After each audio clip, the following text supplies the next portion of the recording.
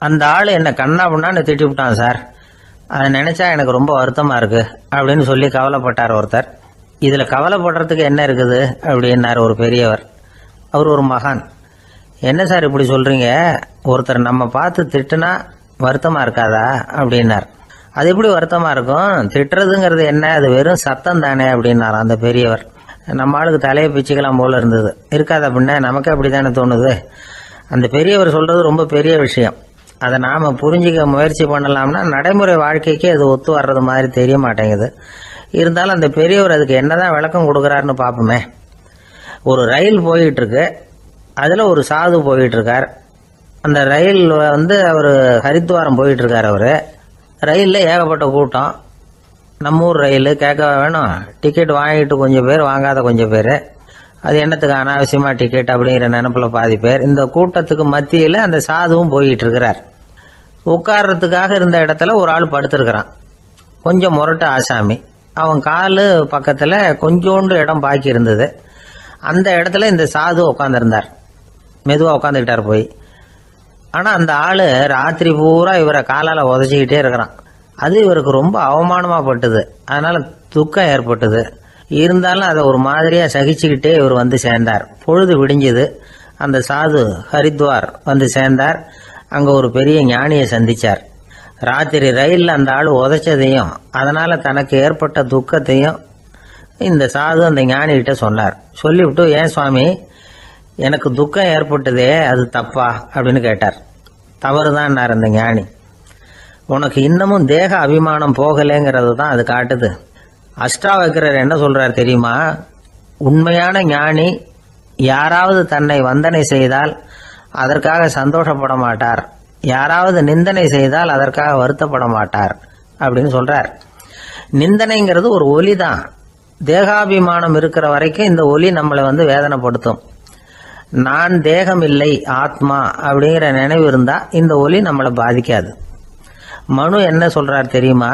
ஒரு சாதகன் பாராட்டுதலை விஷம்னு நினைச்சு பயப்படணும், அவமானத்தை அமிர்தம்னு நினைச்சு சந்தோஷப்படணுங்கிறார். அவமானப்பட்டா கவலைப்படாம எப்படி இருக்க முடியும் அப்படின்னு தான் நமக்கு தோணும். அதனாலதான் நம்மள யாரும் இதுக்கு உதாரணமா யாரையும் காட்ட முடியல. புத்தரையும் கபீரையும் உதாரணமா காட்டுறாங்க. அவங்களுக்கெல்லாம் அவமானம் ஏற்பட்டப்போ கவலையே படலையாம். புத்தரை அவமானப்படுத்தணுங்கிறதுக்காக கௌசாம்பி ராணி ஒரு இளம் பெண்ணை கொலை பண்ணி சடலத்தை புத்தர் குடிசைக்கு முன்னாடி போட சொன்னார். போட்டாங்க. புத்தர் தான் அந்த பொண்ணை கெடுத்து கொலை பண்ணி விட்டாருன்னு எல்லாரும் நினைச்சாங்க. ஆனா புத்தர் இதை பத்தி கவலையே படல. அப்புறமா உண்மை தெரிஞ்சதும் புத்தர் புகழ் இன்னும் அதிகமாயிட்டது.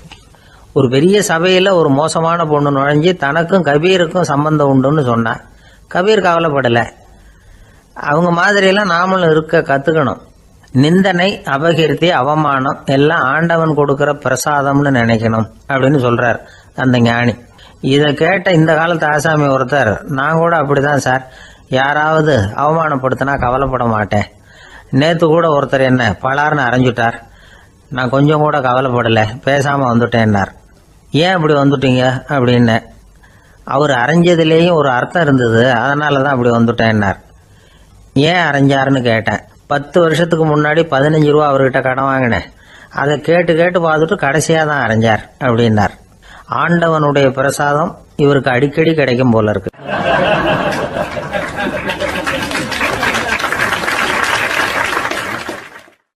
இந்த உலகமே ஒரு நாடக மேடை, நாம எல்லாரும் நடிகர்கள். இது ஞானிகள் சொல்றது. இது ஒரு பக்கம் இருக்கட்டும். இந்த உலகத்துக்குள்ள எத்தனையோ நாடக மேடைகள், எத்தனையோ நடிகர்கள், எத்தனையோ நாடகங்கள், இதெல்லாம் எப்படி ஆரம்பமாச்சு அதுதான் இன்னைக்கு தகவல். அதாவது ஆதி மனிதன் பேச ஆரம்பிக்கிறதுக்கு முன்னாடி சைகையாலேயே எல்லாத்தையும் சொல்லிக்கிட்டு இருந்தான். அதனால அப்பவே நடிப்பு ஆரம்பமாயிட்டுது. முதல்ல ஒரு வேட்டையத்தான் அவன் நடிச்சு காட்டியிருப்பான். இவன் எப்படி போனான், எதிரில் மிருகம் எப்படி வந்தது, அதோட எப்படி சண்டை போட்டான், எப்படி அடிச்சு கொண்டுகிட்டு வந்தான், இதை அப்படியே மற்றவங்களுக்கு நடிச்சு காட்டியிருப்பான். ஏன்னா மொழி கிடையாது. இந்த காலத்துல எல்லாம் நாடகங்கள்ல நடிக்கிறவங்கள நடிகர்கள்ங்கிறோம். ஒரு காலத்துல இவங்களுக்கு என்ன பேரு தெரியுமா? திஸ்பியர்கள் அப்படின்னு பேராம். இதுக்கு காரணம் உண்டு. அதாவது 2000 வருஷத்துக்கு முன்னாடி கிரீஸ் நாட்டுல திசிபியஸ் அப்படின்னு ஒரு ஆள் இருந்தான். அவன் ஒரு பெரிய நாடக கலைஞன். அவன் சில இளைஞர்களை சேர்த்துக்கிட்டான், பயிற்சி கொடுத்தான், நாடக குழுவை உருவாக்கினான், நடிகர்களையும் நாடகத்துக்கு தேவையான பொருள்களையும் ஏற்றிக்கிட்டு போகிறதுக்கு ஒரு வண்டியையும் தயார் பண்ணான். அந்த வண்டியிலேயே அவன் கிரேக்க நாடு பூராவும் சுற்றினான், ஊர் ஊராக நாடகம் போட்டான். ஒரு ஊருக்கு போனதும் அங்கே நாடகம் நடத்த தியேட்டர் இருக்கா அப்படிங்கிறதெல்லாம் பார்க்கறது இல்லை அவன். ஏன்னா அப்போலாம் தியேட்டர்னா என்னென்ன தெரியாது. நாடகம்னா அது ஒரு மூடிய கொட்டைக்குள்ளே தான் நடத்தணுங்கிறது அப்போ யாருக்குமே தோணலை. இந்த வண்டி போகும், அதுவே ஒரு பகுதி அப்படியே ஒரு மேடை மாதிரி விரிச்சிக்கும். அதில் ஏறி நின்றுக்கிட்டு நாடகத்தை நடித்து காட்டுவாங்களாம். மக்கள்லாம் எதிரில் தரையில் உட்காந்து அதை பார்த்துக்கிட்டு இருக்கிறது. உலகத்தின் முதல் நடமாடும் தியேட்டர் இதுதானா. இந்த திசைபிஎஸ் தான் முதலாக உலகத்தில் நாடகம்ங்கிற பொழுதுபோக்கை நடத்தி காட்டினவன் அப்படின்னு சொல்கிறாங்க. அவன் சொந்தமாக நாடகம் எழுதுனா, நடித்தான், நாடகத்தை இயக்கினான். அதனால தான் அவனை first man of the theatre அப்படின்னு சொல்லுவாங்க. அவன் தான் நாடக மேடையின் முன்னோடி. கிரேக்கர் காலத்திலேயே நாடக ஆசிரியர்கள், நடிகர்கள், ரசிகர்கள் இவங்கெல்லாம் உருவாயிட்டாங்களாம். நாடகத்தின் சரித்திரத்தில் இந்த 3 பிரிவும் ரொம்ப முக்கியம். அதாவது கிரேக்க தியேட்டர்கள்லாம் திறந்த வெளி மேடைகள் தான். பெரும்பாலும் மலைச்சரிவுகள், அதுவே படிப்படியாக பண்ணியிருப்பாங்க. கீழே அரைவட்ட வடிவில் மேடை, அதுக்கு ஆர்கெஸ்ட்ரான்னு பேர். பிற்காலத்தில் இதில் உட்காந்து இசைக்குழுவினர் வாய்ச்சதுனால இசைக்குழுவுக்கே ஆர்கெஸ்ட்ராங்கிற பேர் வந்துட்டுது. இப்போ கிரேக்க தியேட்டர்களில் ஒன்று, அதோட காலம் கிமு 340. அதை இன்னமும் பாதுகாத்து வச்சிருக்கிறாங்களாம். எபிடாரஸ் அப்படிங்கிற இடத்துல அது இருக்குதான். இன்னமும் அந்த தியேட்டரை பயன்படுத்திக்கிட்டு வர்றாங்களாம். சிறந்த கிரேக்க நாடகங்கள்லாம் அங்கே நடிக்கிறாங்களாம். ஆரம்ப காலத்திலேயே கட்டணம் கிடையாது. அப்புறம் பின்னாடி தான் நுழைவு கட்டணம்லாம் அப்படியே வந்துட்டு தான். நடிகர்கள் பளபளப்பான ஆடைகள் உடுத்தி இருப்பாங்களாம். இந்த குதிகால் உயர்ந்த காலணிகள் போட்டிருப்பாங்களாம். இதெல்லாம் பழைய குறிப்புகள். பலவிதமான உருவங்களில் மாஸ்க் அப்படின்னு சொல்லப்படுற முகமூடி. அதனால ஒரே நடிகர் பல வேடங்களில் நடிக்கிறது உண்டான். ஆரம்பத்தில் பெண் நடிகர்கள் கிடையாது, எல்லாம் ஆண் நடிகர்கள் தான். ரோமானியர்கள் தான் முதல் நிரந்தர நாடக மேடையை கட்டினவங்க. அதுதான் முதல் தியேட்டர். கிமு 1048 காலகட்டத்தில் பாம்பிங்கிற நகரத்தில் அதை கட்டியிருக்கிறாங்களாம். கிரேக்க ரோமானிய தியேட்டர்களின் அடிப்படையிலேயே இந்த இத்தாலிய வடிவ அமைப்பாளர்கள் இந்த குதிரை லாட வடிவில் ஒரு ஆடிட்டோரியத்தை உருவாக்கினாங்களாம். இப்படி அதை பற்றி நிறைய தகவல் இருக்குது. 1576 லண்டனில் இந்த வின்ஸ்பர்ரி, அப்புறம் இந்த பில்ட்ஸில், அப்புறம் ஜேம்ஸ் இப்படிங்கிற ஒரு முயற்சியால் தான் இங்கிலாந்தில் முதல் தியேட்டர் உருவாச்சான். அப்படி ஒருத்தர் இருந்தாராம். உலக நாடக மேடையின் வரலாறு இதுதான். அதாவது இப்பெல்லாம் அறிவியல் வளர்ச்சி அதிகமாயிட்டுது, திரைப்படம், தொலைக்காட்சி எல்லாம் வந்தாச்சு. ஒவ்வொரு வீடுமே ஒரு குட்டி தியேட்டர் மாதிரி ஆயிட்டுது. தொலைக்காட்சி முன்னாடி உட்காந்து எழுந்திருக்கவே மனசு வர்றதில்லை. ஒரு அம்மா ஒரு மனோதத்துவ டாக்டரை தேடிட்டு வந்தாங்களாம் இந்த காலத்தில். டாக்டர், எங்கள் வீட்டுக்காரர் எப்போ பார்த்தாலும் டிவி முன்னாடி உட்காந்துக்கிட்டு அதையே வெறிச்சு பார்த்துக்கிட்டு இருக்கிறார், உத்து பார்த்துக்கிட்டு இருக்கார், எனக்கு சந்தேகமாக இருக்குன்னாங்களாம். இது மனக்கோளாறு இல்லைங்க, ஆர்வக்கோளாறு, அவ்வளவுதான், இதுக்காக பயப்படாதீங்கன்னாராம் டாக்டர். அப்படி இல்லை டாக்டர், டிவி ஓடும் பொழுது நாம எல்லாம் அதை பார்க்குறோம் சரி, ஆனால் அவர் அப்படி இல்லை, டிவியை நிறுத்தினதுக்கு அப்புறமும் அதையே உத்து பார்த்துட்டு உட்காந்துருக்கிறார், அதனால தான் சந்தேகப்பட்டு உங்ககிட்ட வந்தேன் அப்படின்னாங்களாம்.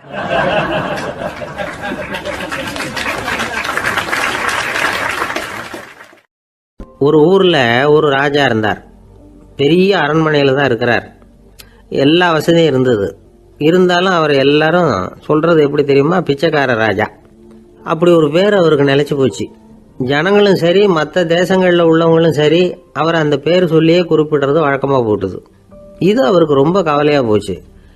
என்ன இது, நம்மளை தேடி வர்றவங்களுக்கெல்லாம் நாம் சோறு போடுறோம், நம்ம புகழ்ந்து பாடல் ஏற்றி கொண்டு வர்ற புலவர்களுக்கெல்லாம் அவங்க எப்படி வந்தாலும் ஒருவேளை சோறு போடணுங்கிறது உத்தரவு.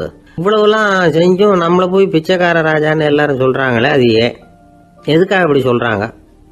இதுதான் ராஜாவுக்கு குழப்பம். சரி, இதை பற்றி நம்ம அமைச்சர்கள்கிட்ட கேட்கலாமா அப்படின்னு யோசனை பண்ணார். இந்த விஷயத்தை போய் அவங்ககிட்ட எப்படி கேட்கறதுன்னு அவருக்கு தயக்கமாக இருந்தது. கௌரவ குறைச்சலாக தெரிஞ்சுது அவருக்கு. சரி, சாதாரண குடிமக்கள்கிட்ட இதை பற்றி கேட்கலாமா அப்படின்னு யோசனை பண்ணார். கேட்கலாம், ஆனால் அவங்க யாரும் ராஜா முன்னாடி வந்து நின்று தைரியமாக பேசக்கூடிய அளவுக்கு இல்லை. ராஜாவோட குழப்பம் நாளுக்கு நாள் அதிகமாக போச்சு. கடைசியாக அவர் ஒரு முடிவுக்கு வந்தார். அதாவது இதை பற்றி ஒரு பிச்சைக்காரங்கிட்டே கேட்டு பார்த்துட்டா என்ன, இதுதான் அவர் பண்ண முடிவு. உடனே மாறு வேஷம் போட்டுக்கிட்டு நகர்வலம் போனார். ஒரு பிச்சைக்காரனை கண்டுபிடிச்சார். இதை பாருப்பா, நம்ம ராஜாவை எல்லாரும் பிச்சைக்கார ராஜான்னே சொல்கிறாங்களே, அதுக்கு என்ன காரணமாக இருக்கும் அப்படின்னு கேட்டார். அதுக்கு அவன் சொல்கிறான், இதுக்கான பதிலை இன்னும் ஒரு 30 நாளில் சொல்கிறேன் அப்படின்னா. உடனே இவருக்கு சந்தோஷம். உண்மையை அவங்ககிட்ட சொன்னார். நான் வேற யாரும் இல்லை, நான் தான் இந்த நாட்டு ராஜா. இப்போ நீ என் கூடவே வந்துடு, அரண்மனையிலேயே தங்கிக்கோ. 30 நாள் கழித்து எனக்கு பதில் சொல்லிவிட்டு அதுக்கப்புறமா நீ போகலாம் அப்படின்னு சொல்லி அழைச்சிட்டு வந்துட்டார். அரண்மனையில் ஒரு மூலையில் அவன் தங்கறதுக்கு இடம் கொடுத்தார். தினம் 2 வேளையும் இவனுக்கு சோறு போடுங்க அப்படின்னு உத்தரவு போட்டார். ராஜா கொடுத்த இடத்துல போய் உக்காந்துக்கிட்டான் அந்த பிச்சைக்காரன். தினமும் அந்த அரண்மனையில் நடக்கிறதையெல்லாம் கவனிச்சிட்டு வந்தான். வேளைக்கு சாப்பாடு வரும், சாப்பிட்டுக்கிட்டு இருக்கான். இப்படி 30 நாள் முடிஞ்சுது. ராஜா வந்தார். என்னோட கேள்விக்கு பதில் என்னன்னு கண்டுபிடிச்சிட்டியான்னார். கண்டுபிடிச்சிட்டேன்னா. என்ன எல்லாரும் பிச்சைக்கார ராஜான்னு சொல்றாங்களே, அது நியாயமா படுதா உனக்குன்னு கேட்டார். நியாயமா தான் படுது, சந்தேகம் இல்லாம நீங்க பிச்சைக்கார ராஜா தான். என்னதான் நீங்க வசதியோடவும் படைபலத்தோடவும் இருந்தா கூட நீங்க எங்க வர்க்கத்தை சேர்ந்த ஆசாமி தான் அப்படின்னு அடிச்சு சொல்லிவிட்டான் அந்த ஆள். என்னால் அப்படி சொல்றேன்னு கேட்டார் இவர். அரசே, ஒரு உண்மையை கண்டுபிடிச்சி சொல்றதா நான் உங்ககிட்ட சொன்னேன். நீங்க ராஜ பரம்பரைன்னா உடனே உங்க கழுத்துல கிடக்கிற முத்து மாலையை கழட்டி பரிசா கொடுத்துருப்பீங்க, பொண்ணையும் மணியையும் கொடுத்துருப்பீங்க. ஆனா நீங்க அப்படி செய்யல. என்ன ஒரு மூலையில உட்கார வச்சு 2 வேளை சோறு போட சொன்னீங்க. உங்களை தேடி யார் வந்தாலும், யார் பாராட்டி பேசினாலும் அல்லது பிரச்சனைகளை சொன்னாலும் நீங்க செய்யற ஒரே காரியம் சோறு போடுறது தான். பிச்சைக்காரனுக்கு சோறு மட்டும்தான் உலகம். உங்க விஷயத்திலையும் நீங்க அப்படித்தான் நினைக்கிறதாக தெரியுது. நல்லா கவனிங்க. எந்த ஒரு பிரச்சனைக்கும் சோறு தான் முடிவுன்னு நினைக்கிறீங்க பாருங்க. நீங்க சந்தேகம் இல்லாத எங்களை சேர்ந்த ஆளுதான் அப்படின்னுட்டான் அந்த பிச்சைக்காரன். அதுக்கப்புறம் தான் அந்த ராஜா தன்னுடைய தவறுகளை எல்லாம் தேர்த்திக்கிட்டாராம். பசின்னு வர்றவங்களுக்கு சோறு தான் போடணும், அது தப்பு இல்லை. பாராட்ட வர்றவங்களுக்கெல்லாம் சோத்தையே போட்டு அனுப்புனா இப்படிதான் பேர் வரும். எனக்கு தெரிஞ்ச ஒருத்தர் தினமும் யாராவது ஒருத்தரை தன் வீட்டுக்கு அழைச்சிட்டு போவார், சாப்பாடு போட்டு அனுப்புவார். முன்னறிவிப்பு இல்லாம திடீர்னு ஒரு விருந்தாளியோட வீட்டில் போய் இவர் நிக்கிறது வழக்கம். அந்த அம்மாவும் இவருக்காக தயார் பண்ணி வச்சிருந்ததை இவர் அழைச்சிட்டு வந்திருக்கிற விருந்தாளிக்கு போட்டுருவாங்க. விருந்தாளி சாப்பிட்டுட்டு போனதுக்கு அப்புறம் இவர் மனைவி கிட்ட உனக்கு சிரமம் வேணாம் அப்படின்னு சொல்லிவிட்டு பக்கத்தில் உள்ள ஒரு ஹோட்டலுக்கு போய் காசு கொடுத்து சாப்பிட்டுட்டு வந்துருவார். பல நாள் இப்படி நடக்கும். ஒரு நாள் அவரை தனியா கூப்பிட்டுக்கிட்டு போய் ஏன் இப்படி பண்றீங்கன்னு கேட்டோம். அதுக்கு அவர் சொல்றாரு, எங்க வீட்டு சாப்பாட்டுல இருந்து தப்பிக்கிறதுக்கு எனக்கு வேற வழி எதுவும் தெரியல சார், அதனாலதான் இப்படி பண்ணிட்டு இருக்கிறேன் அப்படின்னார். ரொம்ப பரிதாபமா.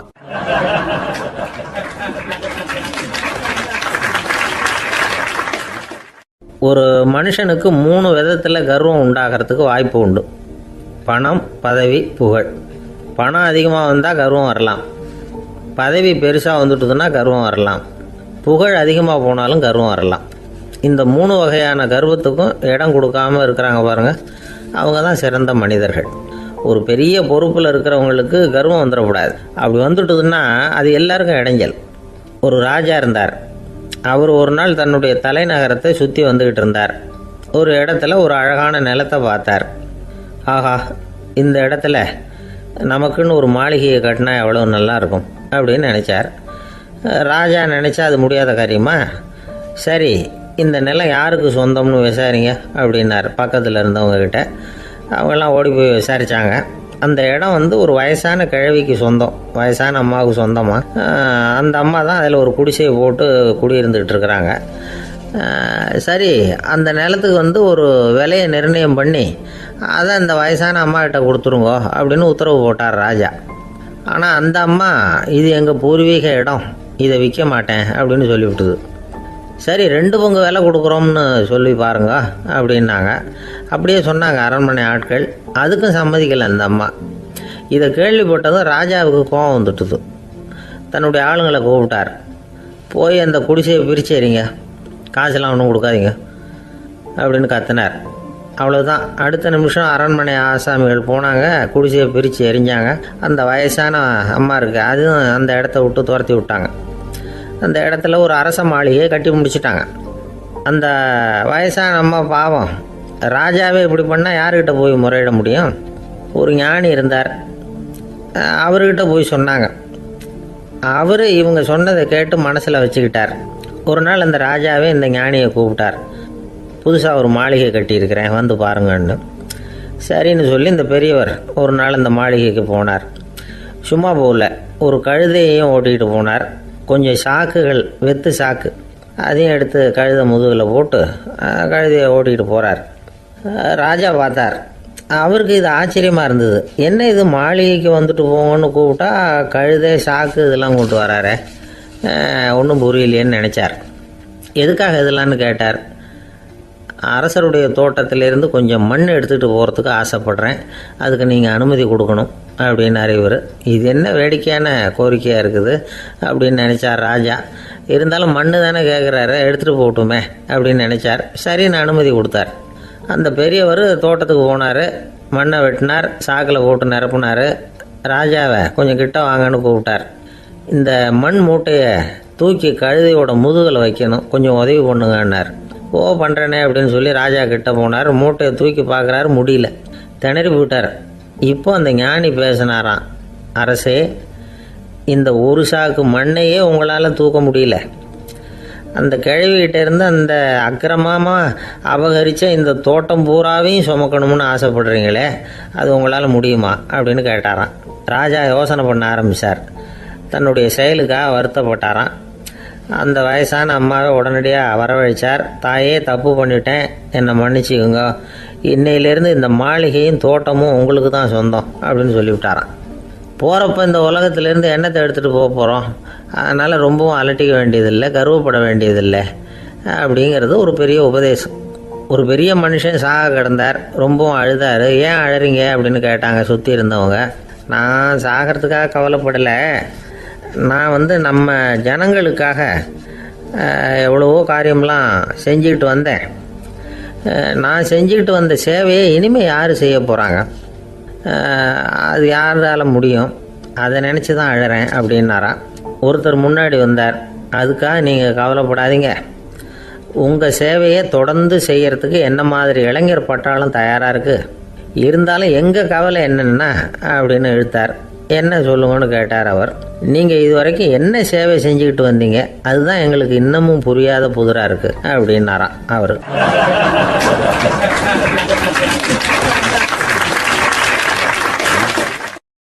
ஒரு அம்மா தெருவில் உட்காந்து என்னத்தையோ தேடிட்டு இருக்கிறாங்க. அந்த அம்மா ஒரு சூஃபி ஞானி. அவங்க பேர் என்னன்னா ரபியா அடாவியா. அந்த அம்மாவுக்கு கண் கூட தெளிவாக தெரியாது. அந்த பக்கமாக வந்த சில பேர் இவங்களுக்கு உதவி செய்கிறதுக்காக வந்தாங்க. என்ன தேடிட்டு இருக்கிறீங்க அப்படின்னு கேட்டாங்க. இதுக்கு அந்த அம்மா, அந்த கேள்வி அவ்வளோ முக்கியத்துவம் இல்லை, நான் தேடிட்டு இருக்கிறேன், உங்களால் முடிஞ்சால் எனக்கு உதவி பண்ணலாம் அப்படின்னாங்களாம். உதவி செய்ய வந்தவங்களுக்கு ஆச்சரியம். எதை தேடுறோங்கிறது தெரியாமல் இப்படி ஏன் நேரத்தை செலவழிக்கிறீங்க, நாங்கள் எப்படி உங்களுக்கு உதவ முடியும், எங்களுக்கு ஒன்றும் புரியலையே அப்படின்ட்டுருக்காங்க. சரி, உங்களை திருப்தி பண்ணுறதுக்காக சொல்கிறேன், ஒரு குண்டூசி தொலைஞ்சி போச்சு, அதை தேடுறேன் அப்படின்னாங்களாம் அந்த அம்மா. அதுக்கப்புறம் இவங்களும் சேர்ந்து தேட ஆரம்பிச்சிட்டாங்க. கொஞ்ச நேரம் ஆச்சு, ஒன்றும் கிடைக்கல. உதவி செய்ய வந்தவங்களும் அழுத்து போட்டாங்க.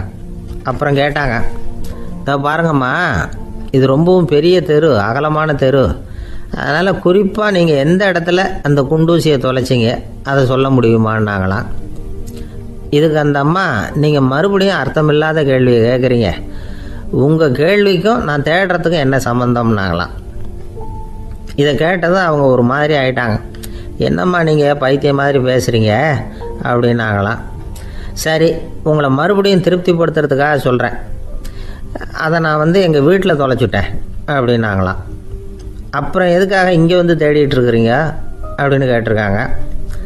ஏன்னா இங்கே தான் வெளிச்சம் அதிகமாக இருக்குது, அங்கே வீட்டுக்குள்ளே இருட்டாக இருக்குது, அதனால் இங்கே வந்து தேடுறேன், வெளிச்சம் உள்ள இடத்துல தானே தேட முடியும் அப்படின்னாங்களாம் அந்த ஞானி.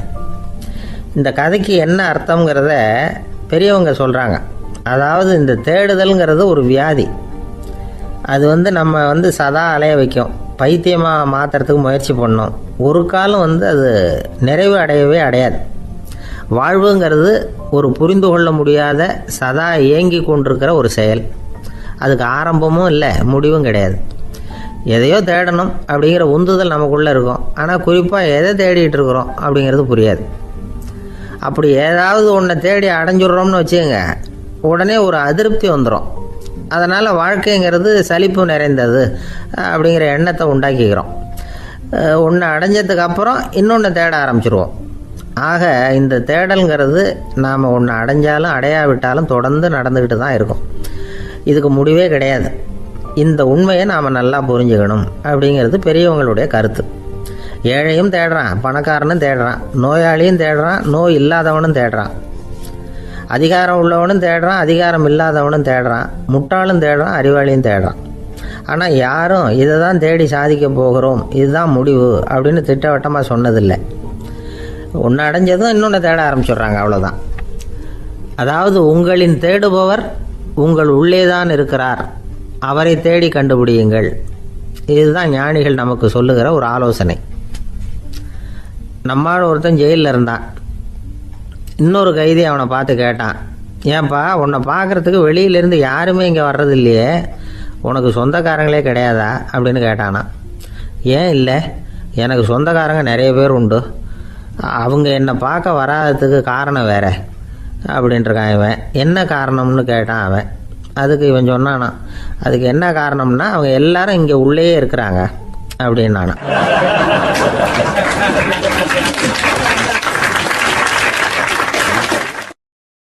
ஒரு நாள் ராமர் அரசவையில் உட்கார்ந்துருக்கிறார். ராமராஜ்யம் நடந்துக்கிட்டு இருந்த நேரம். அந்த சமயத்தில் ஒரு நாய் அரச சபைக்கு வந்துதான். அது தலையில் அடிபட்டு ரத்தம். அந்த கோலத்தில் அது அங்கே வந்தது. எல்லாரும் ஆச்சரியமாக அதை பார்த்தாங்க. ராமரும் அந்த நாயை பார்த்தார். நீங்கள் வந்த காரியம் என்ன, என்ன நடந்தது, எதுவாக இருந்தாலும் பயப்படாமல் சொல்லு அப்படின்னார். உடனே அந்த நாய் மெதுவாக சொல்ல ஆரம்பிச்சுதான். ஐயா, நான் தெருவில் போய்கிட்டு இருந்தேன். வழியில் ஒருத்தர் வந்தார். அவர் வேத சாஸ்திரம்லாம் படித்த பெரியவர். அவர் எந்த காரணமும் இல்லாமல் அவர் கையில் வச்சுருந்த குச்சியால் என் தலையில் அடிச்சுட்டார். அதுதான் தலையில் ரத்தம். இதை நீங்கள் விசாரித்து தகுந்த தீர்ப்பு வழங்கணும் அப்படின்னு தான் அந்த நாய். ராமர் பார்த்தார். உடனே தன்னுடைய காவலர்களை அனுப்புனார். அந்த ஆளை எங்கே இருந்தாலும் போய் கொண்டுகிட்டு வாங்க அப்படின்னு விட்டார். காவலர்கள் போனாங்க. அந்த ஆளை பிடிச்சி கொண்டு வந்துட்டாங்க. அரண்மனைக்கு வா அப்படின்னு சொல்லி கூப்பிட்டுட்டு வந்துட்டாங்க. என்ன நடந்ததுன்னு விசாரித்தார் ராமர். அதுக்கு அந்த ஆள் சொன்னார், நான் வீதி வழியாக வந்துக்கிட்டு இருந்தேன். குறுக்க இந்த நாய் வந்தது. நான் அவசரமாக போய்கிட்டு இருந்தேன். இது எனக்கு வழி விடாமல் குறுக்க பூந்து இடைஞ்சல் பண்ணிச்சு. எனக்கு கோபம் வந்துட்டுது. அதனால் அடிச்சுட்டேன். வேத சாஸ்திரம் படித்த நான் என் வசம் இழந்து கோபப்பட்டது பெரிய தப்பு தான். அதை நான் ஒத்துக்கிறேன். குற்றத்தை ஒப்புக்கொள்கிறேன். எனக்கு என்ன தண்டனை கொடுக்கணுமோ அதை கொடுங்க, ஏற்றுக்கிறேன் அப்படின்னு விட்டார். சரி, இப்போ அந்த ஆளுக்கு தண்டனை கொடுக்கணும். என்ன தண்டனை கொடுக்கறது யோசனை பண்ணார் ராமர். அதையும் அந்த நாய்கிட்டே கேட்டார். நீயே சொல்லு, என்ன தண்டனை கொடுக்கலாம் இவருக்கு அப்படின்னார். இதுக்கு அந்த நாய் என்ன சொல்லிச்சு தெரியுமா? இவரை ஏதாவது ஒரு கோயிலுக்கு தர்மகர்த்தாவாக நியமனம் பண்ணி விடுங்க, அதுதான் இவருக்கு சரியான தண்டனை அப்படின்னுது. இதை கேட்டதும் ராமர் முகத்தில் புன்னகை. ஆனால் அங்கே இருந்த மற்றவங்களுக்கெல்லாம் ஆச்சரியம். அது எப்படி, தப்பு செஞ்சவங்களுக்கு தண்டனை கொடுக்கறது தானே நியாயம், அதை விட்டுட்டு தர்மகர்த்தா பதவியை கொடுக்க சொல்லுது இந்த நாய் அப்படிங்கிற ஆச்சரியம். இந்த சந்தேகத்தை அந்த நாய்கிட்டே கேட்டாங்க அங்கே இருந்தவங்க. இதுக்கு அந்த நாய் பதில் சொல்லிச்சான். நான் போன பிறவியில் ஒரு கோயிலுக்கு தர்மகர்த்தாவாக இருந்தேன். எவ்வளவோ கவனமாக எச்சரிக்கையாக தான் என்னுடைய கடமைகளை எல்லாம் செஞ்சுக்கிட்டு வந்தேன். அப்படி இருந்தாலும் சில சமயங்களில் என்னையும் மீறி கோயில் செல்வத்தை நான் அனுபவிக்கிறதுக்கு காரணமாயிட்டேன். ஒரு கோவிலுக்கு தர்மகர்த்தாவாக இருக்கிறவங்க எப்படியும் இந்த பாவத்திலேருந்து தப்பிக்கிறது கஷ்டம். அதனால தான் நான் இந்த பிறவியில் நாயாக பிறந்து இப்படி கஷ்டப்படுறேன். இதே நிலைமை இந்த ஆளுக்கும் ஏற்படணும் அப்படிங்கிறதுக்காக தான் அவரையும் ஒரு கோயிலுக்கு தர்மகர்த்தாவை நியமிக்கும்படி கேட்டுக்கிட்டேன் அப்படின்னு தான் இந்த நாய். இதிலேருந்து என்ன தெரியுது? எந்த பதவியில் நாம் இருந்தாலும் நமக்கு தெரியாமல் கூட அதை தவறாக உபயோகப்படுத்தக்கூடாதுங்கிறத இதிலேருந்து புரிஞ்சுக்கணும். இல்லைன்னா அடுத்த பிறவியில் நாயாக பிறந்து எங்கேயாவது போய் வாழை ஆட்டிட்டு நிற்க வேண்டியது தான். கோவில் வாசலில் 2 நாய் பேசிக்கிட்டு இருந்துதான். போன ஜென்மத்தில் நான் மனுஷனாக தான் இருந்தேன். ஒரு கோவில் பூசாரி பேச்சை கேட்டுவிட்டு அவரோட கூட்டு சேர்ந்துக்கிட்டு ஆண்டவன் போட்டிருந்த நகையெல்லாம் அபகரித்து என்கிட்ட கொடுத்தாரு அவர். நான் எடுத்துகிட்டு வந்துட்டேன். திருடினது அந்த ஆள் தான், எடுத்துக்கிட்டு வந்தது தான் நான். இருந்தாலும் நான் மட்டும் நாயாக பிறந்துட்டேன். இப்போ மட்டும் அந்த பூசாரி என்கிட்ட மாட்டினா கடித்து குதறி விடுவேன் அப்படின்னு தான். அவசரப்பட்டு அப்படி செஞ்சுடாதே. பதிலுக்கு அவரும் உன்னை திருப்பி கடித்தாலும் கடிச்சிருவார். ஏன்னா அவரும் இப்போ ஒரு நாயாக தான் பிறந்திருக்கிறார் அப்படின்னு தான் இன்னொன்று. அது எப்படி உனக்கு தெரியும்னு தான் இது. நான் தானே அது அப்படின்னு தான் அந்த நாய்.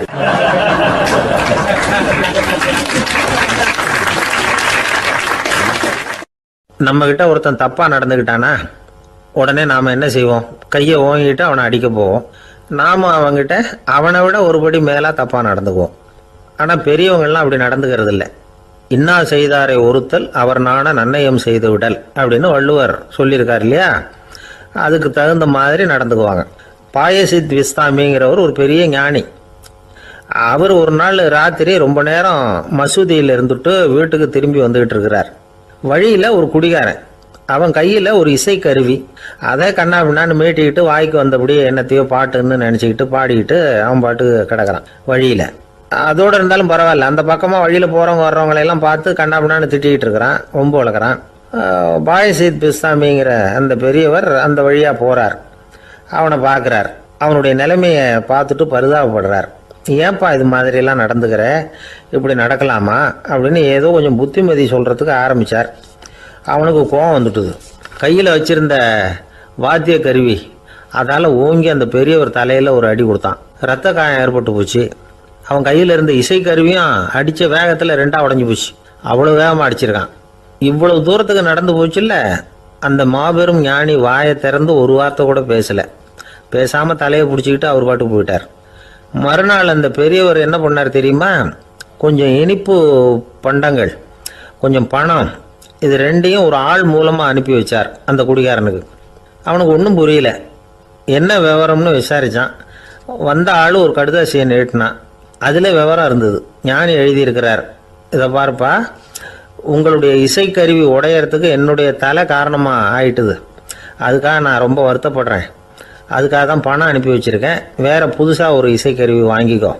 அப்புறம் இன்னொரு விஷயம், நேற்றுக்கு ராத்திரி என்கிட்ட ஏகப்பட்ட கசப்பான வார்த்தைகளை பேசினேன். இதோடு அனுப்பியிருக்கிற இனிப்பு பண்டங்களை சாப்பிட்டு உன்னுடைய நாவில் உள்ள கசப்பை மாற்றிக்கோ அப்படின்னு அதில் எழுதப்பட்டிருந்தது. இந்த சமயத்தில் அவன் குடி மயக்கத்தில் இல்லை, தெளிஞ்சு போயிருந்த நேரம் அது. அதனால் அதை படித்த உடனே அவனுக்கு ரொம்ப வெக்கமாக போச்சு. தலை குனிஞ்சான், யோசனை பண்ணான். கொஞ்ச நேரத்தில் தன்னுடைய நண்பர்கள் சில பேரையும் கூப்பிட்டுக்கிட்டு நேராக அந்த ஞானி இருக்கிற இடத்துக்கு ஓடினான். அவர் காலில் விழுந்தான். அவர்கிட்ட மன்னிப்பு கேட்டுக்கிட்டான். பெரியவங்களே தெரியாமல் நான் இந்த பாவ செயலை பண்ணிவிட்டேன், என்னை மன்னிச்சுங்க. உங்களுடைய பொறுமையும் போதனையும் என்னுடைய கண்ணை திறந்துட்டுது. இனிமேல் நானும் என்னுடைய நண்பர்களும் நல்ல வழியில் திருந்தி வாழ போகிறோம் அப்படின்னா. ஞானி செய்த நன்னயம் குடிகாரனை எப்படி திருத்திருக்கு பார்த்தீங்களா? இந்த கதையை கேட்டுவிட்டு ஒருத்தர் சொன்னார், என் வாழ்க்கையில் கூட அப்படி ஒரு சம்பவம் நடந்தது சார். நானும் ஒரு நாள் ராத்திரி ஓவராக குடிச்சிட்டு ஒரு கிட்டாரை வாசிச்சுக்கிட்டு கண்ணாபின்னான்னு உளறிக்கிட்டு திட்டிக்கிட்டு இருந்தேன். அந்த சமயம் அந்த வழியாக ஒருத்தர் வந்தார். ஓங்கி தலையில் ஒரே ஒரு அடி, ரத்தம் வந்துட்டுது. அதுக்கப்புறம் என் மனசு தெரிந்துவிட்டுது சார் அப்படின்னார். அப்படியா என்ன ஆச்சரியமா? ஆமாம் சார், அடி விழுந்தது அவர் தலையில் இல்லை, என் தலையில். வந்தவர் என்ன அப்படி அடிச்சுட்டார். மயக்கம் தெளிஞ்சதுக்கு அப்புறம்தான் எனக்கு விவரம் புரிஞ்சுது. அவர் ஒரு போலீஸ்காரர் அப்படின்னார் ரொம்ப சோகமா.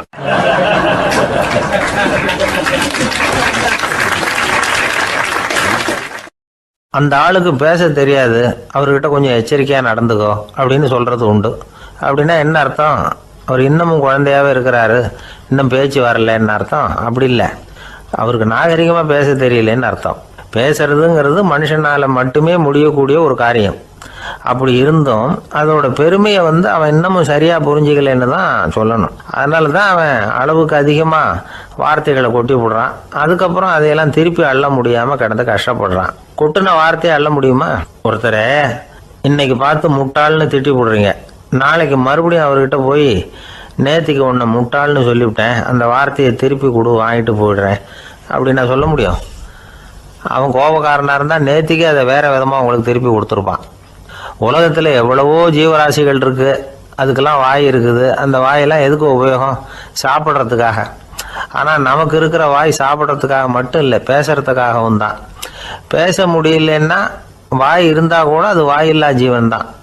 ஒரு பையனை பார்த்து அது வாய் உள்ள புல்லாக பொழைச்சிக்கும் அப்படின்னா மற்ற பையன்களுக்கெல்லாம் முகத்தில் வாயே இல்லைன்னு அர்த்தம்? அப்படி இல்லை, அந்த பையன் கொஞ்சம் கெட்டிக்காரத்தனமாக பேசுவான்னு அர்த்தம். அதனால் எப்படி பேசணும் அப்படிங்கிறத நாம் முக்கியமாக தெரிஞ்சுக்கணும். இதுக்கு 8 விதமான குறிப்புகளை நம்ம பெரியவங்க சொல்லியிருக்கிறாங்க.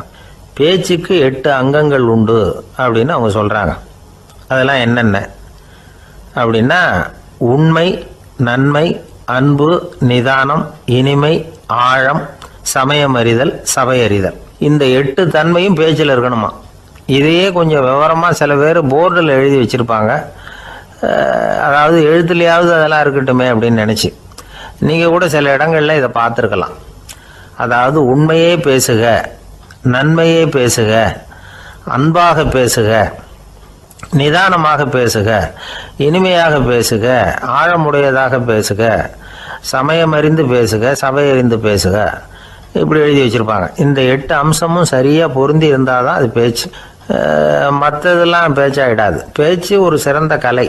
எல்லாத்தையும் விட பேசாமல் இருந்தும் பழகணும், அது ரொம்ப முக்கியம்.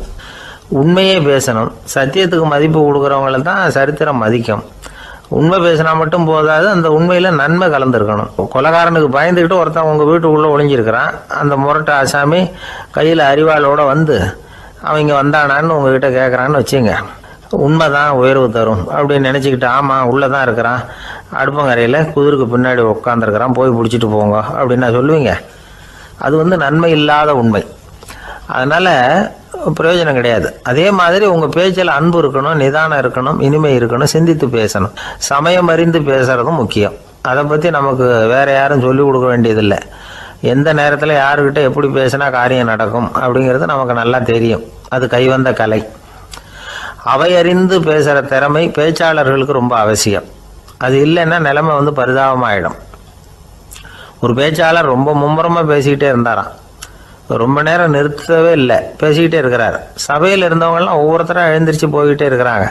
கடைசியில் 2 பேர் தான் அக்கறையாக பேசுகிறவரை கவனிச்சிட்டு உட்காந்துருந்தாங்களாம். மேடையில் பேசிக்கிட்டு இருந்தவர் அவங்கள பார்த்து சொன்னாராம், எனக்கு கூட்டம் முக்கியம் இல்லை, எவ்வளவு பேர் என் பேச்சை கேட்குறாங்க அப்படிங்கிறது முக்கியம் இல்லை. நீங்கள் 2 பேராவது ஊக்கமாக என்னை கவனிச்சிக்கிட்டு உட்காந்துருக்குறீங்க, அது போதும். உங்களுக்காகவே நான் பேசிக்கிட்டு இருக்கிறேன் அப்படின்னார்.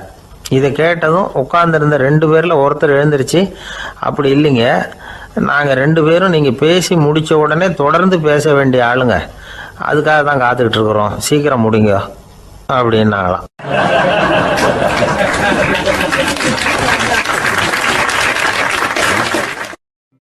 இந்த காலத்துக்குள்ள ஒருத்தன் தன்னோட அப்பாவை பார்த்து சொன்னான், அப்பா நான் உனக்கு உதவி செய்யலாம்னு நினைக்கிறேன், என்ன உதவி செய்யணும்னு சொல்லு அப்படின்னா. நீ சும்மா இருந்தால் அதுவே எனக்கு செய்கிற பெரிய உதவிடா அப்படின்னார் அப்பா.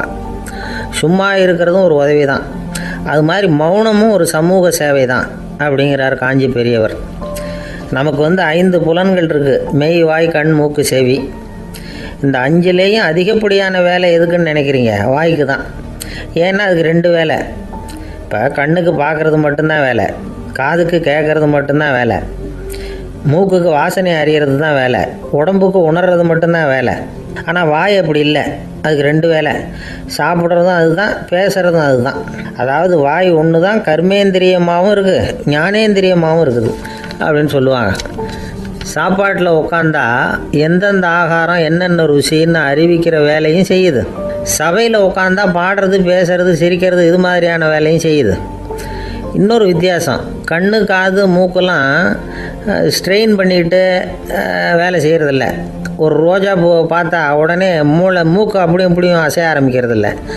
ஒரு சங்கீதத்தை கேட்ட உடனே காது ஆட ஆரம்பிக்காது. ஆனால் வாய் அப்படி இல்லை, அது பேசினாலும் சரி சாப்பிட்டாலும் சரி அசைஞ்சு தான் ஆகணும். ஆக மற்றதை விட வாய்க்கு வேலை ஜாஸ்தின்னு தெரியுது.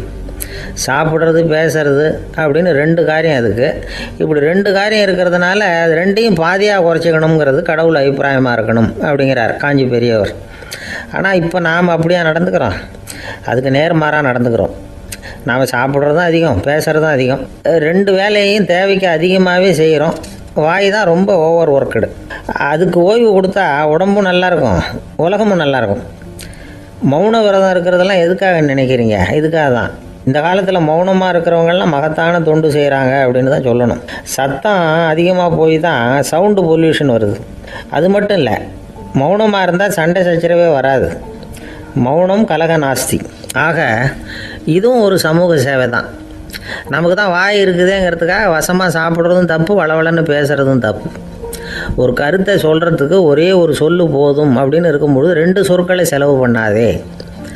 எவ்வளவு சொன்னாலும் அதனால் ஒரு பயனும் விளையாது அப்படின்னு தெரிய வருமேயானால் அந்த ஒரு சொல்லையும் விரயம் பண்ணாதே அப்படிங்கிறார் ஒரு அறிஞர். எல்லா குணங்கள்லேயும் மௌனம்தான் சிறந்தது அப்படிங்கிறார் ஒருத்தர். மௌனமாக இருக்கிறது மூலமாக மற்றவர்கள் குறைகளை நம்மளால் தெரிஞ்சிக்க முடியும். அதே சமயத்தில் நம்மக்கிட்ட இருக்கிற குறைகளை மற்றவங்களுக்கு தெரியாமல் மறைச்சிக்கவும் முடியுங்கிறார் அவர். உண்மைதானே? ஒரு பெரிய மேடை பேச்சாளர், பொது வாழ்க்கையில் 25 வருஷ காலமாக ஈடுபட்டிருக்கிறவர். அவர் மனைவி ஒரு நாள் சொன்னாங்க, எங்கள் வீட்டுக்காரர் 25 வருஷ காலமாக பொது வாழ்வில் ஈடுபட்டிருந்தா கூட இந்த மாதம் 10ஆம் தேதியிலேருந்து தான் மக்களுக்கு சேவை செய்ய ஆரம்பிச்சிருக்கார் அப்படின்னு நாங்கள் ரொம்ப பெருமையாக. 10ஆம் தேதிக்கு அப்படி என்ன விசேஷம் அப்படின்னு கேட்டோம். அன்னையிலேருந்து தான் அவர் மேடையில் பேசுகிறத நிறுத்தினார் அப்படின்னாங்க அந்த அம்மா.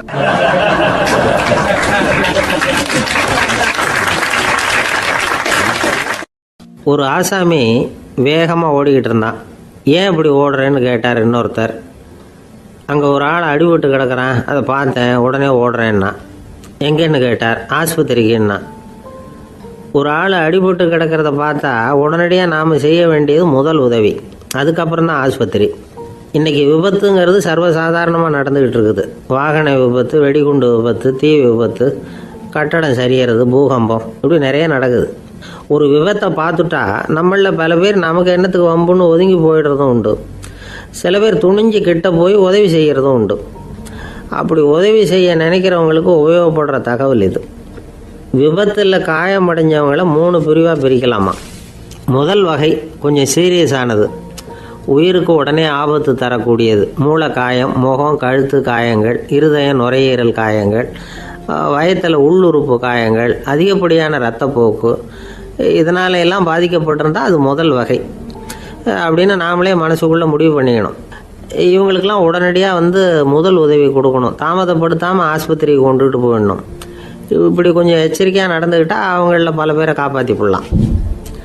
2வது வகை எப்படின்னா, முதல் உதவி விரைவாக கிடைச்சா உயிர் பிழைக்கக்கூடிய மார்பு காயங்கள், கைகால் எலும்பு முறிவு, இடுப்பு முதுகெலும்பு காயம், சீரான இரத்த சேதம், இப்படிப்பட்டவங்களை 2வது வகையாக பிரிக்கணும்.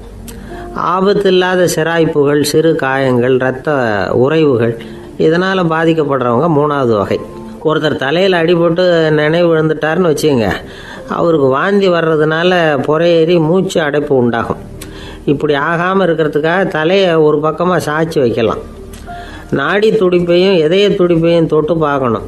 அது குறைஞ்சிருந்தாலும் சரி, நின்று இருந்தாலும் சரி, அவர் மார்பை நிமிஷத்துக்கு 80 தடவை உள்ளங்கையால் அழுத்தி இதய துடிப்பை மீட்கிறதுக்கு உதவி பண்ணணும். கழுத்தில் காயம்பட்டாலும் ஆபத்து அதிகம். கழுத்துக்கு அடியில் ஒரு துண்டை மடித்து வைக்கலாம். 2 பக்கமும் சின்ன தலையணை அல்லது துணி மடிப்புகளை வச்சு கழுத்தை அதிகமாக அசையாமல் பார்த்துக்கலாம். முதுகெலும்பு முறிஞ்சிருக்குமோ அப்படிங்கிற சந்தேகம் இருந்ததுன்னா அவரை அதிகமாக அசைய விடக்கூடாது. அதிகமாக அசைஞ்சால் தண்டு இடத்துல பாதிப்பு ஏற்பட்டு கைகால் விளங்காமல் போயிடும். அவரை ஒரு கனமான போர்வை இல்லைன்னா பாயில் படுக்க வச்சு 4 பேர் மெதுவாக தூக்கி மருத்துவ உதவிக்கு அனுப்பி வைக்கலாம். கையெலும்பு முறிஞ்சிருந்தால் முறிஞ்ச பாகத்தை உடம்போடு சேர்த்து அசையாமல் கட்டி போடலாம். கால் எலும்பு முறிஞ்சிருந்தால் மற்ற காலோடு சேர்த்து கட்டி போடலாம். முறிஞ்ச பாகம் தொங்காமல் பார்த்துக்கணும், அப்போ தான் வீக்கம் உண்டாகாமல் இருக்கும். வெட்டு காயம், குண்டடிப்பட்ட காயம், இதிலெல்லாம் ரத்தப்போக்கு அதிகமாக இருக்கும். ரத்தம் வெளியேற ஆபத்து அதிகம். சுத்தமான துணியை பல மடிப்புகளை மடித்து காயத்தின் மேலே வச்சு அழுத்தமாக ஒரு 10 நிமிஷம் பிடிச்சிக்கணும். ரத்தம் நின்ன உடனே காயத்துக்கு கட்டு போடலாம். சில சமயம் காயம்பட்ட பாகத்தை உயரமாக தூக்கி பிடிச்சிக்கிட்டா தான் ரத்த கசிவு நிற்கும். இந்த விவரங்களையெல்லாம் கொஞ்சம் மனசில் வாங்கி வச்சுக்கிட்டோம்னா சமயத்தில் உதவும். ஏன்னா இந்த காலத்தில் விபத்து எந்த ரூபத்தில் எப்போ வரும்னு யூகிக்கவே முடியல. நண்பர் ஒருத்தர் சொன்னார், நேற்றுக்கு பாருங்கள் சார், என் கண்ணு முன்னாடியே ஒரு சின்ன விபத்து நடந்ததுன்னார். என்னன்னு விசாரித்தோம். ஒரு பஸ்ஸில் வந்துக்கிட்டு இருந்தேன். அந்த பஸ்ஸில் பின்பக்கம் படி ஓரமாக நின்றுக்கிட்டு இருந்த ஒருத்தர் ரோட்டில் விழுந்துட்டார். டிரைவர் அதை கவனிக்கலை, நிறுத்தாமல் அவர் பாட்டுக்கு போகிறாருனார். கண்டக்டர் உடனே விசில் கொடுத்து பஸ்ஸை நிறுத்த வேண்டியது தானே அப்படின்னோம். அதுதான் சார் முடியாமல் போச்சுன்னார் அவர். ஏன்னு கேட்டாங்க. தவறி கீழே விழுந்ததே அந்த கண்டக்டர் தான் சார் அப்படிங்கிறார்.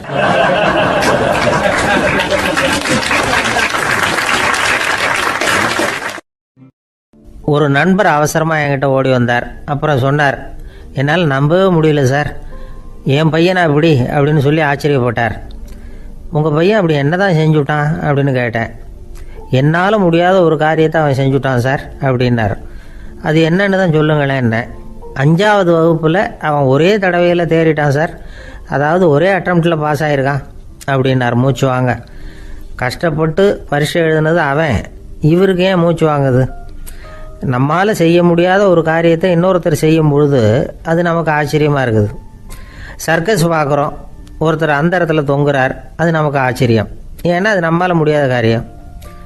நம்மால் முடியாத ஒன்றை அடுத்தவர் எளிதாக செய்யும் பொழுது நாம் மருள்வது இயற்கை. இதை தான் தொல்காப்பியம் மருட்கை அப்படின்னு சொல்லுது. இந்த வியப்பு இருக்குதே, இது 4 வகையில் ஏற்படுறதாக தொல்காப்பியம் சொல்லுது. அது என்ன 4 வகை? முதல் வகை எப்படின்னா புதுமையான அரிய செயல்களை செய்கிறது. 2வது வகை என்னென்னா பெரும் செயல்களை செய்கிறது. 3வது வகை என்னென்னா மிக நுட்பமான செயல்களை செய்கிறது. 4வது வகை என்னென்னா ஆக்கம் தரும் செயல்களை செய்கிறது. புதுமை, பெருமை, சிறுமை, ஆக்கமோடு மதினம் சாலா மருட்கை 4 அப்படிங்கிறது தொல்காப்பியம். இன்றைக்கி விஞ்ஞானம் புதுசு புதுசாக எதையோ கண்டுபிடிக்குது. ஆரம்பத்தில் அது ஆச்சரியமாக இருக்குது, அப்புறம் அது நமக்கு பழகி போடுது. வானொலி பெட்டி புதுசாக வந்தப்போ ஒரு பெட்டி பேசுதுங்கிறது எவ்வளோ பெரிய ஆச்சரியம். இப்போ யாரும் அதை ஆச்சரியமாக பார்க்குறதில்ல. மதினம் சாலா மருட்கை அப்படின்னு ஒரு சொற்றொடர் வருது பாருங்க. அதில் கருத்தாழம் உண்டு. எதை பற்றியும் போதுமான அளவு புரிந்து கொள்ளாத போது ஒருத்தர் ஆச்சரியப்படுறார். புரிந்து கொண்ட பிறகு ஆச்சரியம் மறைஞ்சு போடுது. மிக நுட்பமான செயல்களும் நம்ம ஆச்சரியப்பட வைக்கும்.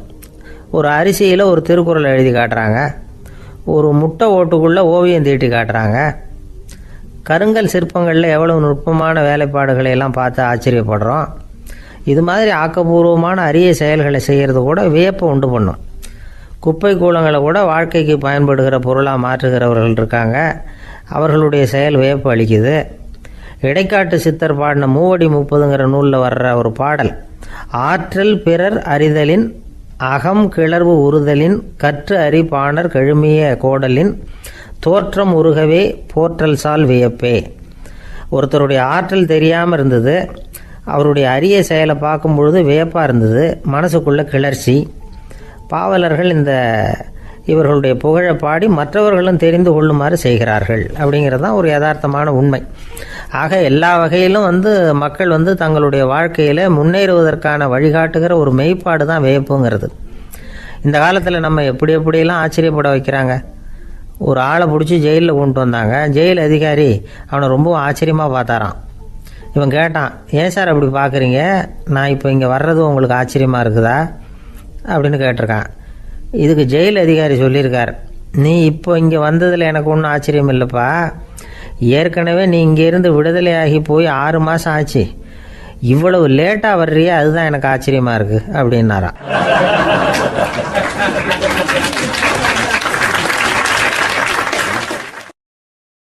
ஆஃபீஸை முடிஞ்சு வீட்டுக்கு போகிற சமயத்தில் ஒருத்தர் கடைக்கு போய் ஸ்வீட் வாங்கினார். சரி, வீட்டுக்கு பிள்ளைங்களுக்கு தான் வாங்கிட்டு போகிறார் அப்படின்னு மற்றவங்க நினச்சாங்க. அவர் அப்படி செய்யலை. அந்த இடத்துலையே பொட்டலத்தை பிரித்தார்.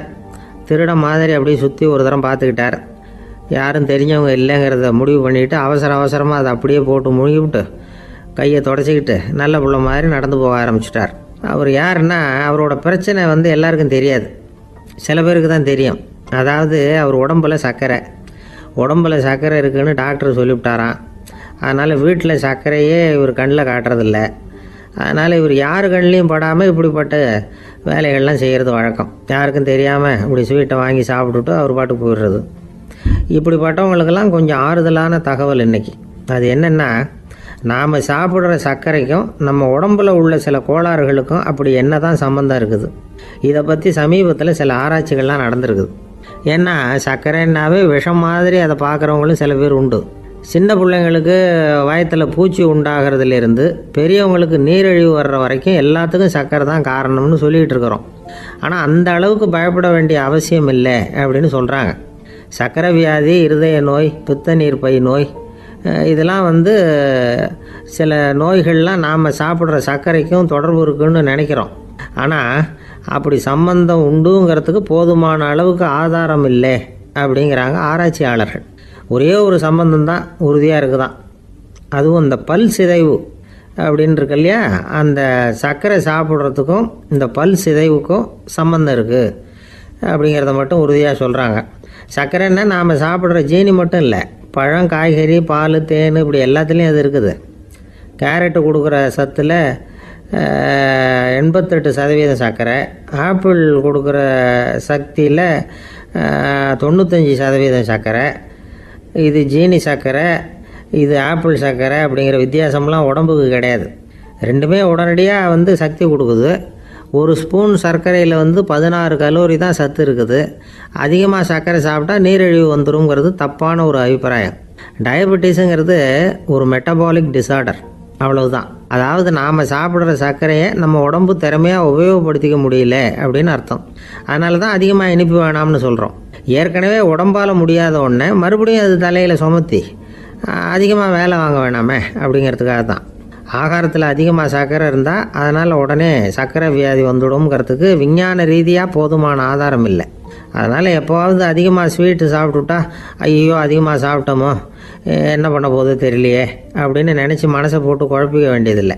பொதுவாக எதுவுமே அதிகமாக வேண்டாம், எல்லாம் சீராக இருந்தால் போதும். நீரிழிவுங்கிறது புதுசாக வந்துட்ட ஒரு நோய் இல்லை, ரொம்ப காலமாகவே இருக்கிற ஒன்று தான். நம்ம முன்னோர்கள் இதை மதுமேகம் அப்படின்னு சொல்லுவாங்க.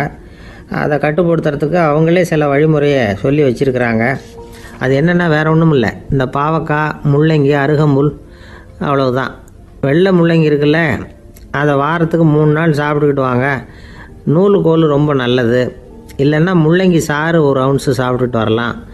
ரத்தத்தில் சேர்கிற சர்க்கரை அளவை இதெல்லாம் கட்டுப்படுத்துது. சிறுநீரில் காணப்படுகிற சர்க்கரை அளவையும் சமநிலைப்படுத்துது. தினமும் ஆகாரத்தில் கோதுமை, கேழ்வரகு, வெந்தயம், கருவேப்பிலை, சோயாபீன்ஸ் எது கிடைக்குதோ சேர்த்துக்கலாம். இப்படிலாம் செஞ்சுக்கிட்டு வந்தால் அப்புறம் வீட்டுக்கு தெரியாமல் கடையில் போய் நின்றுக்கிட்டு ஸ்வீட் வாங்கி திருட்டுத்தனமாக சாப்பிட வேண்டிய அவசியமே உங்களுக்கு வராது. 2 ஆசாமிகள் கடற்கரையில் உட்காந்து சாவகாசமாக பேசிக்கிட்டு இருந்தாங்களாம். ஒருத்தர் சொன்னார், இன்னொருத்தருக்கு தெரியாமல் ஸ்வீட்டு சாப்பிட்றதே எப்பவும் இடைஞ்சல் தான் சார். நேற்றுக்கு பாருங்கள் அப்படி தான் சாப்பிட்டுக்கிட்டு இருந்தேன், வீட்டுக்காரி கண்ணில் போட்டுவிட்டுது, அதுக்கப்புறம் ஒரே ரகலையாக போச்சு அப்படின்னாரா. எனக்கு கூட அப்படி தான் சார் ஆகிட்டுது, ஒரே ரகலை அப்படின்னாரா இன்னொருத்தர். நீங்கள் சாப்பிட்டதும் உங்கள் வீட்டுக்காரங்க கண்ணில் போட்டுவிட்டுதா சார் அப்படின்னு கேட்டிருக்காரு இவர். அதுக்கு அவர் சொன்னாராம், அப்படி இல்லை சார், கடைக்காரர் கண்ணில் போட்டுவிட்டுதோ, நான் அவருக்கு தெரியாமல் அந்த ஸ்வீட்டை அவர் கடையிலேருந்து எடுத்திருந்தேன் அப்படின்னு விளக்கம் கொடுத்தாராம் இந்த ஆள்.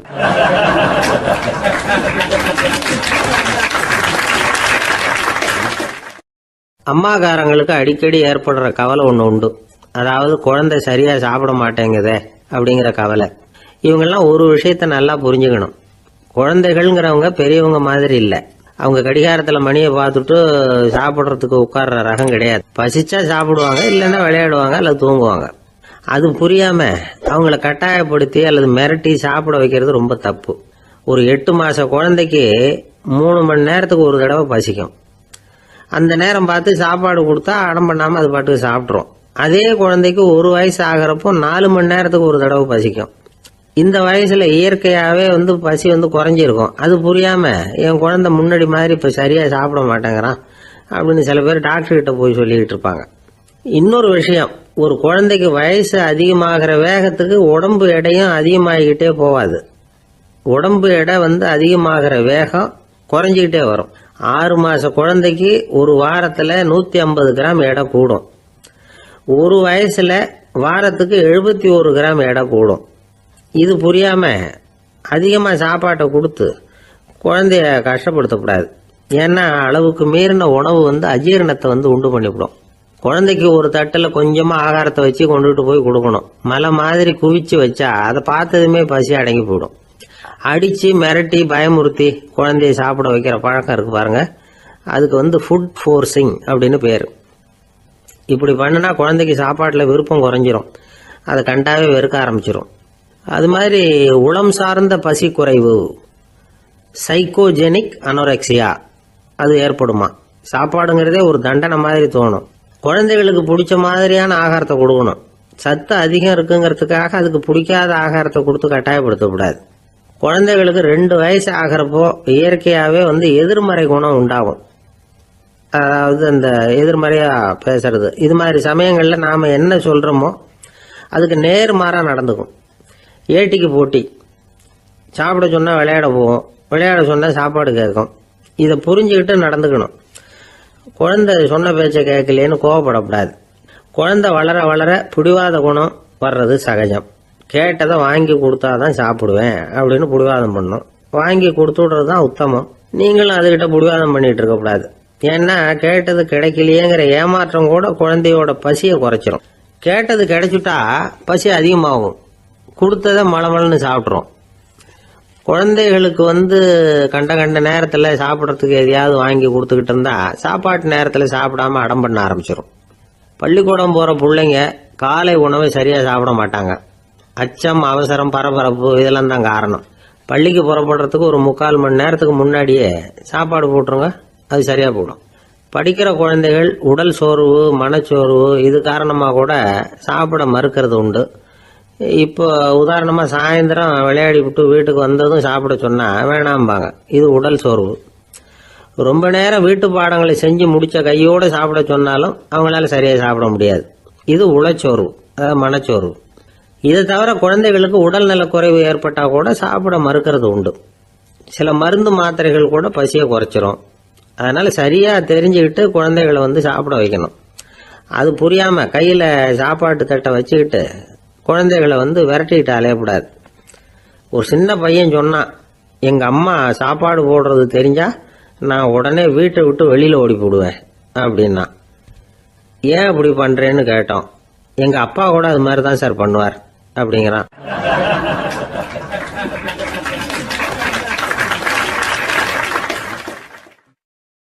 ஒரு அரசனும் அமைச்சரும் ஒரு நாள் ரொம்ப சாவகாசமாக பேசிக்கிட்டு இருந்தாங்களாம். அரசன் அமைச்சரை பார்த்து ஒரு கேள்வி கேட்டிருக்கார். ஏங்க அமைச்சரே, ஆசை இல்லாத ஒரு மனுஷனால இருக்க முடியுமா அப்படின்னு. ஏன் முடியாது, துறவி அப்படிங்கிறவங்கெல்லாம் அப்படிப்பட்டவங்க தானே அப்படின்னாராம் அமைச்சர். அவங்கெல்லாம் உண்மையிலேயே ஆசையை விட்டவங்க தானே அப்படின்னு கேட்டாரா ராஜா. அப்படிதான் இருக்கணும் அப்படின்னாராம் அமைச்சர்.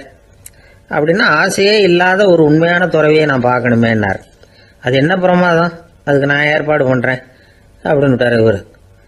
சொல்லிவிட்டு உடனே புறப்பட்டு போனார். அங்கே தேடினார். அப்புறம் தான் அவருக்கு புரிஞ்சுது உண்மை துறவியை கண்டுபிடிக்கிறது எவ்வளவு கஷ்டமான காரியம்னு. இருந்தாலும் ராஜா கிட்ட சொல்லியாச்சே உண்மை துறவியை காட்டுறேன்னு. இப்போ என்ன பண்ணுறது? ராஜா கிட்ட சொன்னபடி நடக்கலைன்னா அவருக்கு கோபம் வந்துடும். அமைச்சர் ஒரு யோசனை பண்ணார். அவருக்கு ஒரு வழி தெரிஞ்சுது. அதுதான் சரின்னு முடிவு பண்ணார். அதாவது அந்த ஊரில் அவருக்கு தெரிஞ்ச நாடக நடிகர் ஒருத்தர் இருக்கிறார், நல்லா நடிப்பார். அவரை போய் பார்த்தார். இதை பாருப்பா, எனக்காக நீ ஒரு காரியம் செய்யணும்னார். என்னன்னு கேட்டார் அவர். நீ ஒரு துறவி மாதிரி கொஞ்ச நேரத்துக்கு நடிக்கணும். ராஜா உன்னை பார்த்துட்டு போகிற வரைக்கும் நடி, அது போதும். அதுக்காக உனக்கு 10,000 ரூபா தரேன் அப்படின்னார். அவர் எந்த காலத்தில் இவ்வளவு பணத்தை மொத்தமாக பார்த்துருக்கார். அதனால் உடனே சரின்னு ஒத்துக்கிட்டார். அமைச்சர் அரண்மனைக்கு திரும்பி வந்தார். என்ன அமைச்சரே, இன்னுமா ஒரு உண்மையான துறவி கிடைக்கலன்னார். உண்மையான துறவி ஒருத்தரை இப்போ தான் கொஞ்ச நேரத்துக்கு முன்னாடி பார்த்து பேசிவிட்டு வர்றேன். அவர் நம்ம ஊருக்கு வெளியில் குளத்தங்கரையில் உள்ள ஒரு ஆலமரத்துக்கு அடியில் உட்காந்துருக்கிறார் அப்படின்னார் இவர். அப்படின்னா உடனே புறப்படுங்க அப்படின்னார் ராஜா. பரிவாரங்களோடு புறப்பட்டார். அங்கே அந்த மரத்தடியில் அந்த ஆள் வேஷம் போட்டுக்கிட்டு துறவி மாதிரி உட்காந்துருக்கிறான். ராஜா நேராக போனார். அந்த துறவி காலில் பொத்துன்னு விழுந்து வணங்கினார். உடனே ராணியும் அவர் காலில் விழுந்தாங்க. அடுத்தபடியாக அமைச்சர் விழுந்தார். அவருக்கு தெரியும் இது நம்ம ஆள் தான்னு. இருந்தாலும் என்ன பண்ணுறது, நேரம். அப்புறம் பரிவாரங்கள்லாம் துறவி காலில் விழுந்து ஆசீர்வாதம் வாங்கிட்டாங்க. ராஜா அப்புறமா தங்கத்தட்டில் பொண்ணையும் பொருளையும் வச்சு அந்த துறவிகிட்ட ரொம்ப பணிவாக நீட்டுறார். தாங்கள் தயவு பண்ணி இதை ஏற்றுக்கணும் அப்படின்னு வேண்டிக்கிட்டார். அந்த துறவி பற்று இல்லாமல் அதை பார்த்தார். எல்லாத்தையும் திறந்துட்ட எனக்கு இதெல்லாம் எதுக்காக அப்படின்னு சொல்லி அதை மறுத்துட்டாராம். ஆஹா, உண்மையான துறவியை பார்த்துட்டோம் அப்படிங்கிற ஆனந்தம் அரசருக்கு. ரொம்ப நிம்மதியாக திருப்தியாக திரும்பி வந்தார் அரண்மனைக்கு. அதுக்கப்புறம் அமைச்சர் யாருக்கும் தெரியாமல் அந்த துறவிகிட்ட ஓடினார். சொன்ன பிரகாரம் பணத்தை நீட்டினார். இந்தப்பா, நான் உங்ககிட்ட சொன்னபடி 10,000 ரூபா பணம் எடுத்துக்கோ அப்படின்னார். அந்த ஆள் ராஜா கிட்ட சொன்னது மாதிரியே எல்லாத்தையும் திறந்துட்ட எனக்கு இதெல்லாம் எதுக்காக வேணாம் அப்படின்னு விட்டாரான். நடித்த வரைக்கும் போதும்ப்பா, இனிமேல் இந்த நாடக வசனம்லாம் வேணாம், வேஷத்தை கலைச்சிரு, பணத்தை வாங்கிக்கோன்னார். இல்லைங்க, இது வேஷம் இல்லை, இது வசனமும் இல்லை, இது உண்மை.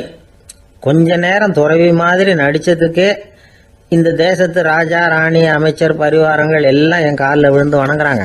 அப்படின்னா உண்மையான துறவியா இருக்கிறது எவ்வளவு பெருமையான விஷயம். நான் உண்மையான துறவியா ஆக போறேன், அப்படி முடிவும் பண்ணிட்டேன் அப்படின்னார் அந்த நடிகர். வேஷம் கூட எப்படிப்பட்ட விளைவுகளை உண்டு பண்ணுது பார்த்தீங்களா. நம்மால் ஒருத்தன் ரொம்ப வசதியாக தான் இருந்தான். ஒரு நாள் அவன் சொத்து பூரா திருட்டு போட்டுது. அதுக்கப்புறம் இவன் துறவி மாதிரி ஆயிட்டான். ஊர் ஊரா சுத்தினான். ஒரு குருநாதரை தேடி கண்டுபிடிச்சான்.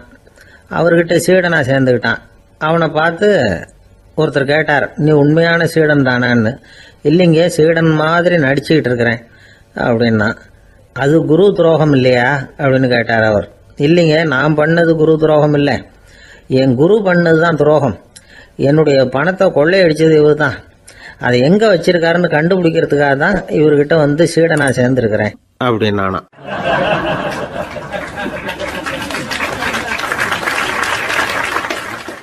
ஒருத்தர் ரொம்ப அவசரமா வந்தார். சார், மனுஷன் நிம்மதியா இருக்கிறதுக்கு என்ன வழின்னு கேட்டார். சீக்கிரமா ஒரு கல்யாணத்தை பண்ணீங்க, எல்லாம் சரியா போடும் அப்படின்னோம். அவர் ஒரு மாதிரியா பார்த்தார். ஏற்கனவே எனக்கு கல்யாணம் ஆயிட்டுது சார், அதனால தானே நிம்மதியா இருக்கிறதுக்கு வழி கேட்கறேன் அப்படின்னார். சரி, இவர் ஒரு மாதிரியான கேஸ் அப்படின்னு நினைச்சுக்கிட்டு நம்மகிட்ட இருந்த ஒரு சின்ன புத்தகத்தை அவர்கிட்ட தூக்கி கொடுத்தோம். இதை படிச்சு பாருங்கன்னு. கல்யாணத்துக்கு பிறகும் சந்தோஷமா இருக்கிறதுக்கு என்ன வழி அப்படிங்கிற கேள்விக்கு அந்த புத்தகத்துல விளக்கம் இருந்தது. கணவன் மனைவிக்குள்ள சிக்கல் வராம இருக்கிறதுக்கு அதுல சில வழிகளை சொல்லி கொடுத்துருக்குறாங்க. அதெல்லாம் என்னென்ன அப்படிங்கறத இப்ப பார்க்கலாமா. குடும்பம்னு இருந்தா கோபம் வரதான் செய்யும். அது வந்துட்டு போகட்டும், பரவாயில்ல. ஆனா அந்த கோபம் ஒரே நேரத்துல 2 பேருக்கும் வந்துடாம பாத்துக்கணும். ஒரு சமயத்துல யாராவது ஒருத்தர் தான் கோபப்படணும், அடுத்தவங்க அமைதியா இருக்கணும். அதுக்கப்புறம் இவர் அமைதியான உடனே அவங்க ஆரம்பிச்சுக்கலாம். கோபமா ஏதாவது சொன்னா உடனே கோபமா பதில் சொல்லக்கூடாது. கொஞ்சம் பொறுத்து கோபம் தீர்ந்த உடனே அந்த பதில சொல்லலாம். அப்போ பதில் கோபமா இருந்தா கூட அது அவ்வளவு பெருசா தெரியாது. அற்ப விஷயத்துக்கெல்லாம் காய்ச்சி மூச்சுன்னு கத்திட்டு இருக்கக்கூடாது. உங்க 2 பேருக்குள்ள ஒரு தர்க்கம் ஆரம்பமாயிட்டுதுன்னு வச்சுக்கோங்க. கடுமையா 2 பேரும் விவாதம் பண்றீங்க. உங்களில் ஒருத்தர் இதுல ஜெயிக்கணும்னா அது நீங்களா இருக்க வேணாம், அடுத்தவங்க ஜெயிக்கிறதுக்கு நீங்க துணையா இருங்களேன். அப்படின்னா நீங்க கொஞ்சம் விட்டு கொடுக்கணும், அவ்வளவுதான். ஏதாவது குத்தம் சொல்லணுமா, செஞ்ச தப்ப சுட்டி காட்டணுமா, விமர்சனம் பண்ணணுமா, பண்ணுங்க, வேணான்னு சொல்லல. ஆனா சொன்னதை அப்படி சொல்றத கொஞ்சம் அன்பா இதமா சொல்லுங்க. எப்போ நடந்த தவறுகளை எல்லாம் இப்போ போய் மறுபடியும் ஞாபகப்படுத்திட்டு இருக்க வேண்டாம். நான் அப்பவே சொன்னேன் இந்த புடவை வேணாம்னு, நீங்க தான் கேட்கல, இப்போ பாருங்க கிழிஞ்சு போச்சு இப்படின்னு கத்துனாங்க ஒரு அம்மா. எப்போ சொன்னீங்கன்னு கேட்டா ஒரு 10 வருஷத்துக்கு முன்னாடி தீபாவளி சமயத்துல அப்படிங்கிறாங்க. அது என்ன இன்னும் அப்படியே புதுசாகவே இருக்கும்? உங்களுக்கு அவர் தான் பெருசு, அவருக்கு நீங்க தான் பெருசு. அதை விட இந்த உலகத்துல வேற எதுவும் முக்கியம் இல்லைன்னு நினைக்கணும். நீ தான் என்னுடைய உலகம்னு எத்தனை தடவை சொல்லியிருப்பீங்க? அதெல்லாம் வெறும் வசனமா போயிடக்கூடாது. ஏதாவது ஒரு பிரச்சனையை பத்தி கடுமையா விவாதம் பண்ணிட்டு இருக்கீங்க, அதை அப்படியே பாதியில விட்டுட்டு படுக்கைக்கு போயிடக்கூடாது. சுச்சத்தை நாளைக்கு பேசிக்கலாம்னு. அப்படி போனா தூக்கம் வராது. பிரச்சனையை ஒரு முடிவு பண்ணிக்கிட்டு அதுக்கப்புறமா தூங்க போகணும். ஒரு நாள்ல ஒரு தடவையாவது உங்க ஜோடியை பாராட்டி நல்ல விதமா கனிவா ஒரு வார்த்தை சொல்லணும் அப்படின்னு தீர்மானம் பண்ணீங்க. ஏதாவது தப்பு பண்ணிவிட்டீங்கன்னா பரவாயில்ல, அதை ஒத்துக்கிறதுக்கும் மன்னிப்பு கேட்கறதுக்கும் தயாரா இருக்கணும். அது ஒன்றும் கேவலம் கிடையாது. வீட்டுக்குள்ள தானே கேட்க போறீங்க, வெளியில யாருக்கு தெரிய போதும்? எப்படியோ உங்களுக்குள்ள ஒரு சமரசம் ஆனா சரிதான். ஒரு தகராறுன்னு எடுத்துக்கிட்டா குறைஞ்சபட்சம் அதுக்கு 2 பேர் தேவை. தனியாவே உட்காந்துக்கிட்டு நான் இப்ப தகராறு பண்ணிட்டு இருக்கிறேன் அப்படின்னு யாரும் சொல்ல முடியாது. 2 பேர் தகராறு பண்றாங்கன்னா பொதுவா